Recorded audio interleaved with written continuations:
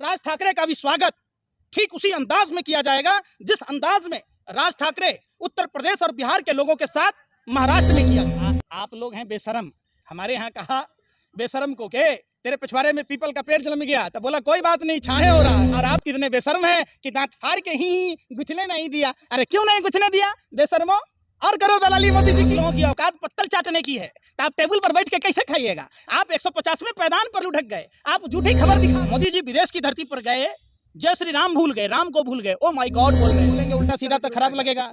आप पत्रकार हो कि भाड़ की तरह भौंकने वाले कुत्ता भी बेवजह नहीं भौंकता है। आप जो भैं भैं करे जा रहे हैं, आप बताओ। अरे भौंकना नहीं है, अरे भौंकना काम नहीं है। सुनो, ये दलाली करना भाजपा करेगा, लबराई करते हो, चल जाओगे वहाँ। अमित शाह जी ने कहा है जो कोरोना खत्म होते ही सीएए पर फिर से चर्चा करेंगे और उसे लागू करके ही रहेंगे। गांव में कहावत है कि बंदर के हाथ में अगर नारियल का फल मिलेगा तो बंदर उस नारियल का क्या करेगा? क्या? तो इन लोगों के हाथ में जो सत्ता मिली है, भाजपा आरएसएस वालों के हाथ में, जस्ट लाइक बंदर के हाथ में नारियल का फल मिलना जैसा ही है। ये उस फल का करें क्या? जब से ये सरकार में आए हैं 8 साल होने को है, 8 साल में ये सिर्फ राम राम राम राम की बात कहते, और राम की क्या जो आचरण था उस आचरण को अपने अंदर अगर समाहित किए होते, शायद अगर रामायण को पढ़े होते, अगर रामायण को अगर समझे होते, तो आज भारत की सारी समस्याओं का समाधान हो जाता। जो आदमी भारत की हर समस्या का समाधान गिनाता था, लगता था कि अगर इसके हाथ में सत्ता मिल जाएगा तो ये जादू की छड़ी हिलाएगा और सारे समस्या का समाधान हो जाएगा। अरे सुन तो लो यार, सुन क्यों नहीं रहे हो? सुनने का कोई मतलब लगता है? आज वो खुद भारत के लिए सरदर्द बना हुआ है। भारत के लिए एक सबसे बड़ा समस्या है भाजपा। क्यों लागू हो?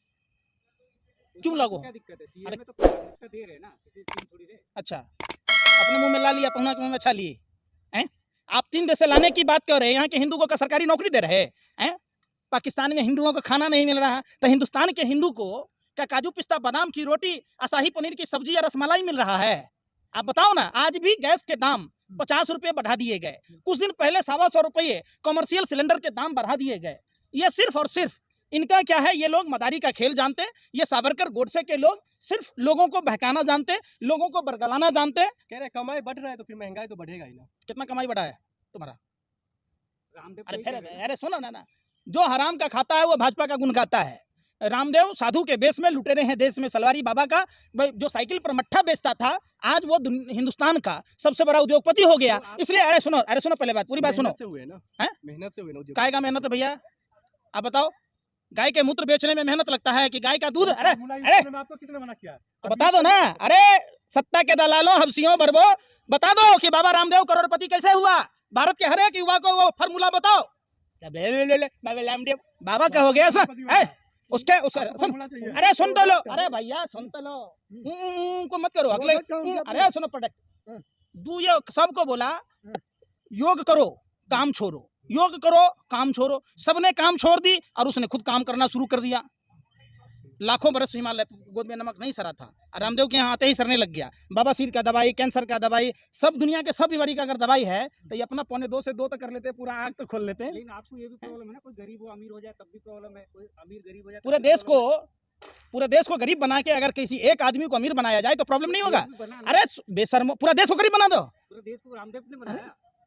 सब पूरी जो चौकड़ी है, जो 7 साल पहले रामलीला मैदान में आंदोलन में बैठा था, सब साजिश करते गोवलकर के सिद्धांत को माना और एक बहुत बड़ा आंदोलन किया गया। 95% लोगों को गरीब बनाया गया, 5% लोगों के हाथ में सत्ता का केंद्रीकरण दिया गया। आज बताइए, पवन हंस कितने की कंपनी थी, कितने में बेची गई?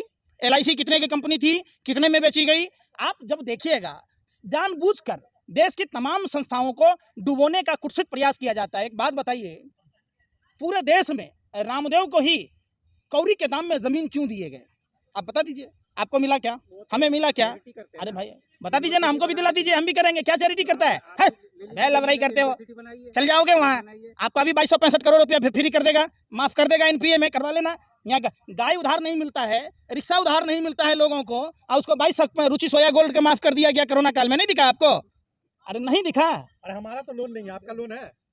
हमको तो लोन नहीं मिल रहा है, बता दो, दिला दो। अगर आपका लोन लिए हुए हैं, लोन मिल ही नहीं रहा है आम आदमी को। लोन तो सिर्फ उसको मिलता है जो भाजपा का सहयोगी है, जो भाजपा का प्रचारक है। आप लोन लीजिए और देश छोड़कर चले जाइए। आप अरे सहयोगी बनने से आप बनिए ना, किसी ने रोका है क्या आपको? फिर बोलेंगे उल्टा सीधा तो खराब लगेगा। आप पत्रकार हो कि भांड की तरह भौंकने वाले कुत्ता भी बेवजह नहीं भौंकता है। आप जो भैं भैं करे जा रहे हैं, आप बताओ। अरे भौंकना नहीं है, अरे भौंकना काम नहीं है। सुनो, ये दलाली करना भाजपा कार्यालय में। सुनो पहले बात, गांव में आपको लोन दिलवा दीजिएगा किसी आदमी को? है औकात दिलाने की? आपको आपने लोन लिया है क्या? है लोन का जाएगा ना चप्पल घिस जाएगा, जिसकी लाठी उसकी भैंस। सीधी सी बात है। देश में कानून व्यवस्था नाम की चीज नहीं रही। पूरे देश में जब से भाजपा आई है, जंगल राज, गुंडा राज, माफिया राज, तमाम संवैधानिक पद, सीबीआई, ईडी तो ऐसे हैं जैसे आप समझो कि वो तोता क्या जैसे हुलका दो किसी के पीछे। कौन सा चश्मा पहनते हो भगवा? अरे कि मोदी फिबिया है? जो मोदी गो बैक के नारे लगे आपको नहीं दिखा। मोदी जी विदेश की धरती पर गए, जय श्री राम भूल गए, राम को भूल गए, ओ माय गॉड बोल रहे थे। आप भारत में घूम घूम के दैतिली लाम विदेश जाते ही दैतिली लाम खत्म होते हैं। वोट बोलते हैं ना, वहाँ जैसा संस्कृति वैसे ही तो बोलेंगे। अच्छा, वहाँ पे भी नारे थोड़ी लगाएंगे जाके विदेश में। अब विदेश में जाके अपने पापा को क्या कहिएगा बेटा, कि पापा ही कहिएगा? अरे हम पूछ रहे हैं कि बाप ने परलक पढ़ ली। हम हमारे यहाँ कहावत है एक, सुनिए सुनिए सुनिए बात, अरे सुनिए, एक किसान का बेटा था, किसान ने अपने बच्चे को पढ़ा लिया। जब किसान गया अपने बेटा से मिलने, आईएएस बेटे से, तो कहा पुलाव मैन है। वही हाल मोदी जी कर रहे हैं। अरे आप राम की धरती के लोग थे, विदेश गए, आपके मुंह से जय श्री राम निकलना था, ओ माय गॉड क्यों बोले आप राम को भूल गए? इसका मतलब राम आपके दिल में नहीं बसते हैं, राम का आप व्यापार करते हैं। क्या करो ना कि वहाँ मीडिया को इंडियन मीडिया को एंट्री नहीं दी है। प्रेस कॉन्फ्रेंस में इंडियन मीडिया को घुसने नहीं दिया गया, ये गलत बात है कि नहीं? उनके संबोधन हमारे को देश की मतलब मीडिया कवर को नहीं कर आपकी औकात जो रहेगी वही ना मिलेगा। औकात है ना, औकात नहीं ना है, आप लोगों की औकात पत्तल चाटने की है, तो आप टेबल पर बैठ के कैसे खाइएगा? आप 150वें पैदान पर लुढ़क गए, आप झूठी खबर दिखा रहे। सोचिए, आप लोगों के लिए मुंह में काली पोत कर चुल्लू भर पानी में डूब मरने जैसा है कि आपको वहां पीसी में, प्रधानमंत्री के पीसी में घुसने नहीं दिया गया। और आप कितने बेशर्म हैं कि दांत फाड़ के ही घुसने नहीं दिया। अरे क्यों नहीं घुसने दिया बेशर्मो? और करो दलाली मोदी जी की। आप लोग हैं बेशर्म।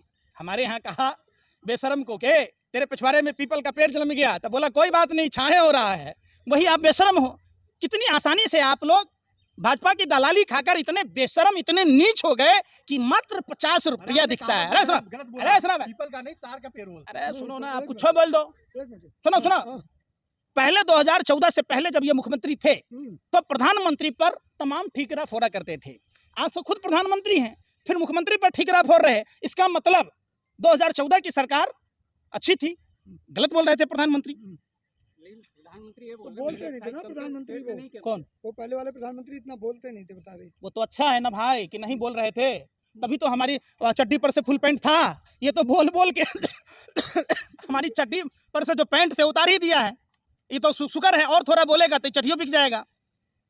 आप लोग यही चाहते। लेकिन अभी पंकज जी, अभी राज ठाकरे जो है अयोध्या आ रहे हैं दर्शन के। उत्तर प्रदेश के लोगों को, राज ठाकरे जैसे दो कौरी के लुच्चे लफंगे को उत्तर प्रदेश के धरती पर घुसने नहीं देना चाहिए। और जिस तरीके से उत्तर प्रदेश के लोगों को राज ठाकरे जैसे दो कौरी के लुच्चे लफंगे ने महाराष्ट्र के अंदर में गालियां दी थी, मारपीट किया था, दुकानें लूटा था, निश्चित तौर पर राज ठाकरे के साथ में वैसा ही बर्ताव उत्तर प्रदेश के लोगों को करना चाहिए। और हम ब्रजभूषण शरण सिंह का शुक्रिया अदा करते हैं, जिन्होंने अपनी जिंदादिली दिखाई है, मर्दानगी दिखाई है। उन्होंने कहा है कि हम राज ठाकरे को उत्तर प्रदेश में घुसने नहीं देंगे। क्यों? उसको भगवान का दर्शन करने का अधिकार नहीं? देखिए, भगवान का दर्शन करने का अधिकार इंसान को है, समझिए। आपकी नजर में वो इंसान नहीं है? बिल्कुल नहीं, वो जानवर से बदतर है। जिस राम का जन्म उत्तर प्रदेश में हुआ, जिस कृष्ण का जन्म उत्तर प्रदेश में हुआ, वहां के लोगों को मारिएगा, पीटिएगा, दुकान लूट लीजिएगा, हम आपका आरती उतारेंगे। अरे बेशरम, शर्म नहीं आता है? ये बदला लेने का समय है। और राज ठाकरे का भी स्वागत ठीक उसी अंदाज में किया जाएगा जिस अंदाज में राज ठाकरे उत्तर प्रदेश और बिहार के लोगों के साथ महाराष्ट्र में किया था। राज ठाकरे तो हिंदुओं को आगे बढ़ावा देते हैं ना। अच्छा, हिंदू की बात करते हैं। अच्छा, क्या खाते हो? हिंदुओं को जगह अरे गोबर को चमनप्राश समझ के खाते हो? वो उत्तर प्रदेश और बिहार के लोग हिंदू नहीं थे। जब उनकी दुकानें लूटी जा रही थी, जब उनको माँ बहनों की गाली दी जा रही थी, जब उनको उनके साथ दुर्व्यवहार हो रहा था, उस समय आप कहाँ थे? कहाँ थे आप बताइए? उस समय उनका हिंदुत्व कहाँ था? ये सवाल पूछता है भारत और उन पर थूकता है भारत। लेकिन वो तो बोले वो हिंदुओं को जगा रहे हैं, बता रहे भैया। अभी देखा नहीं आपने? अरे आप लोगों ने नहीं देखा, आप अंधे। अरे सुनो पहले बात, वो भाजपा का बोपू बन के काम कर रहा। यूपी बिहार का आदमी क्या पाकिस्तान का है कि हिंदुस्तान का है? अरे यूपी बिहार का आदमी क्या सब मुसलमान है कि हिंदुओं है? तो उनकी किनकी दुकानें लूटी गई थी राज ठाकरे के लोगों के द्वारा, राज ठाकरे के द्वारा? क्या आवाजें उठाता था वो? बदल गया अब क्या बदल गया? अच्छा, सांप कहे अरे बगुला, बगुला कंठी ले लेगा तो बगुला क्या मछली नहीं खाएगा? बाघ क्या खून पीना छोड़ देगा? आप बताइए ना, बिल्ली क्या दूध पीना छोड़ देगी? आप क्या कहना चाहते हो?